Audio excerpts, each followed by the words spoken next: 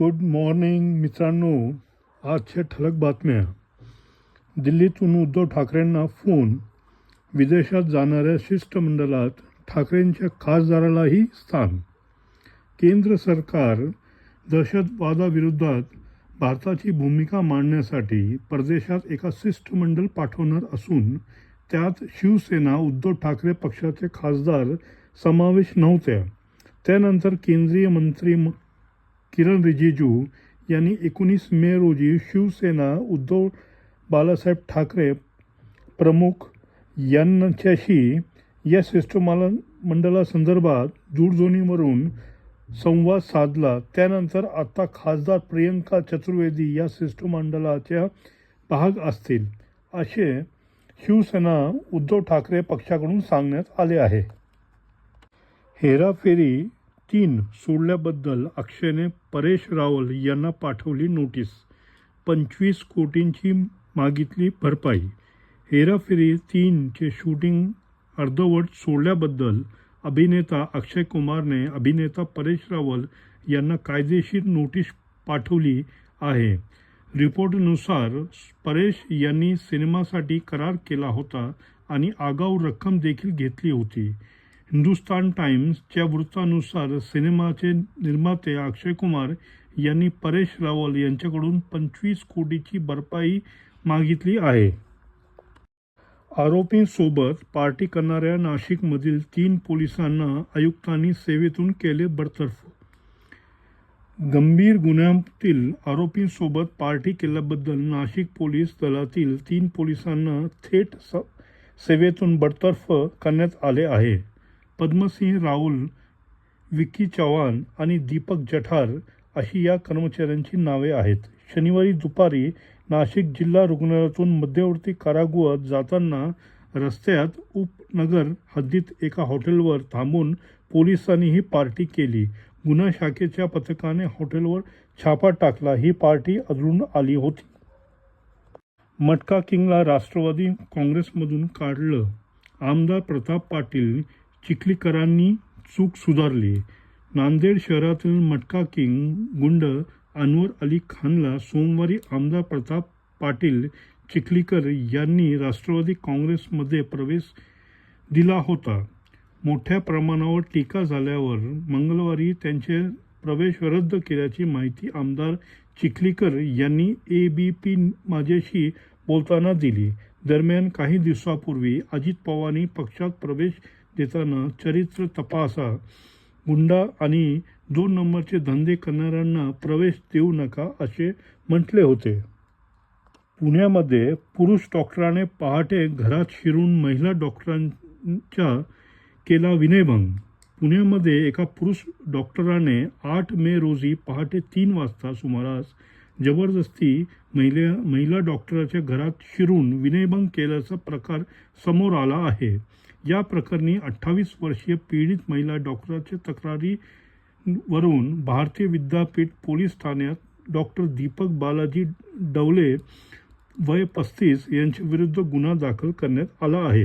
पोलिसांच्या माहितीनुसार आरोपी व फर्यादी डॉक्टर यांच्यात आधीपासून ओळख असून हे एकच सोसायटीत राहतात. पंजाबमधील बीटिंग रिट्रीट समारंभ बुधवारपासून पुन्हा सुरू. जवान नाही मिळवणार हात. अमृतसरजवळील पंजाब अटारी वाघा बॉर्डर भारत-पाक सीमेवर असलेल्या 3 चेकपोस्टावर बीटिंग रिट्रीट समारंभ 21 मे बुधवारपासून पुन्हा सार्वजनिक करण्यात येणार असल्याची माहिती BSF अधिकाऱ्यांनी दिली. मात्र या संदर्भात काही बदल करण्यात आले असून BSFचे जवान पाक रेंजर्सशी हस्तांदोलन करणार नाहीत व झेंडावंदनाच्या वेळी गेट बंद राहणार आहे. ऑपरेशन सिंदूर दरम्यान हा समारंभ नागरिकांसाठी थांबवण्यात आला होता. कोल्हापूरमध्ये दरोड्याचा बनाव करून पतीने दगडाने खोऱ्याने वार करून केली पत्नीची हत्या. मडिगले तालुका आजरा जिल्हा कोल्हापूर येथे रविवारी पहाटे दरोड्यात पूजा सुशांत गुरव यांची हत्या झाल्याची घटना समोर आली होती. या प्रकरणात पती सुशांत सुरेश गुरव याने पत्नीचा खून करून वाचण्यासाठी दरोड्याचा बनाव रचल्याने उघड झाले आहे. कर्जाची परतफेड करण्यासाठी दागिने गहाण ठेवायला न दिल्याने पत्नीची हत्या केल्याची कबुली सुशांत याने दिली. आजरा पोलिसांनी 24 तासात सुशांतचा बनाव उघडकीस आणला आहे. सिंहगड किल्ल्यावर 1 जूनपासून प्लॅस्टिक बंदी. प्लॅस्टिकचा कचरा फेकणाऱ्यावर दंडात्मक कारवाई. वन विभागाने सिंहगडवर जाण्यासाठी नवीन नियमावली जाहीर केली असून 1 जूनपासून गडावर प्लॅस्टिक बंदीचा निर्णय घेतला आहे. गडावर जाणाऱ्या पर्यटकांना प्लास्टिकच्या बाटल्यासाठी अमानत रक्कम म्हणजे डिपॉझिट भरावी लागेल. गडावरून परत येताना कुठलीही प्लॅस्टिकचा कचरा फेकताना आढळल्यास पर्यटकांना दंडात्मक कारवाई होणार. याचबरोबर सिंहगडावर बेकायदा बांधकाम करणाऱ्यावर नोटीस बजावण्यात आली आहे. हेरगिरी प्रकरणी अटकेत असलेल्या यूट्यूबर ज्योती मल्होत्राला पश्चाताप नाही, पोलिसांचा खुलासा. पाकिस्तानासाठी गुप्त माहिती पाठवल्याच्या आरोपाखाली अटकेत असलेल्या यूट्यूबर ज्योती मल्होत्राने चौकशी दरम्यान कोणताही पश्चाताप व्यक्त केला नाही, अशी माहिती पोलिसांनी दिली. ज्योतीने पाकिस्तानच्या बाजूने बोलणाऱ्या एका व्हिडिओचेही समर्थन केले आहे. पोलिसांनी सांगितले की तिचे म्हणणे आहे की तिने अभिव्यक्ती स्वातंत्र्याचा अधिकार वापरला आहे. संतोष देशमुख हत्या प्रकरणातील प्रमुख आरोपी विष्णू चाटेने निर्दोष सुटकेचा अर्ज घेतला मागे. सरपंच संतोष देशमुख हत्या प्रकरणातील प्रमुख आरोपी विष्णू चाटेने निर्दोष सुटकेचा दावा करत अर्ज कोर्टात दाखल केला होता. मात्र सोमवारच्या 19 मे मोकोका कोर्टातील सुनावणीतील त्यांच्या वकिलाने हा अर्ज मागे घेतला. दरम्यान या सुनावणीतील आरोपी वकिलांनी कोर्टात युक्तिवाद करताना अद्याप गुन्ह्याशी संबंधित कागदपत्रे आणि महत्त्वाचे पेन ड्राईव्ह मिळाले नाही, अशी तक्रार नोंदवली. शिवराज दिवटेंना झालेल्या मारहाणीमागे धनंजय मुंडेंचाच गुंड्यांचा हात, करुणा मुंडेंचा आरोप. बीडच्या परलीत शिवराज दिवटे या तरुणाला 10 ते 12 जणांच्या टोळक्यांनी अपहरण करून बेदम मारहाण केली होती. यावर बोलताना करुणा मुंडे म्हणाल्या, दिवटे यांना झालेल्या मारहाणीमागे राष्ट्रवादीचे आमदार धनंजय मुंडे यांच्याच गुन्ह्यांचा हात असून धनंजय व पंकजा मुंडे हे दोघेही गुन्हेगारांच्या टोळ्या बीडमध्ये पोसत आहेत.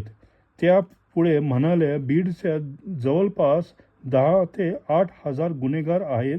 या सगळ्यांचा एन्काउंटर करून टाका. माजी आमदार रवींद्र दांगेकर यांची शिवसेना पुणे शहर अध्यक्षपदी निवड. पत्र जारी.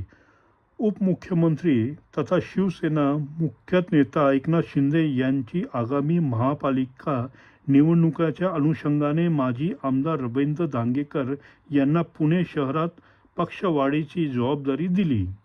त्यानुसार दांगेकर यांची शिवसेना पुणे अध्यक्षपदी निवड करण्यात आली आहे. एकनाथ शिंदे यांच्या आदेशान्वये ही निवड करण्यात आल्याचे पत्रात म्हटले आहे.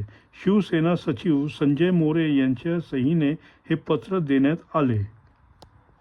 राज्यात पुढील 3 दिवस मुसळधार ते अतिमुसळधार पाऊस पडण्याचा हवामान विभागाने वर्तवला अंदाज. हवामानाने विभागाने 22 तारखेपर्यंत राज्यामध्ये मुसळधार ते अतिमुसळधार पावसाचा अंदाज वर्तवला आहे.